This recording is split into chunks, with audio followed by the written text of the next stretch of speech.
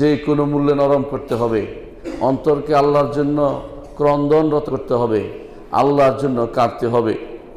ঈমানদার সবসময় চোখের পানিতে ভিজে থাকে তার চোখ এবং ক্রন্দন করতে থাকে। সাহাবায়ে কেরাম রিদওয়ানুল্লাহি আলাইহিম আজমাইন যারা ঈমান এনেছেন তাদের অবস্থা আল্লাহ তাআলা কোরআনে কারিমে উল্লেখ করেছেন। বিশেষ করে যারা আহলে কিতাব, আগেও যারা আল্লাহর কিতাব পড়েছেন, পরেও যখন কোরআন পড়ে রসুলের কাছে যখন ঈমানের জন্য আসে, ঈমান আনে, তাদের অন্তরের অবস্থা আল্লাহ তাআলা কোরআনে কারিমে বলেছেন।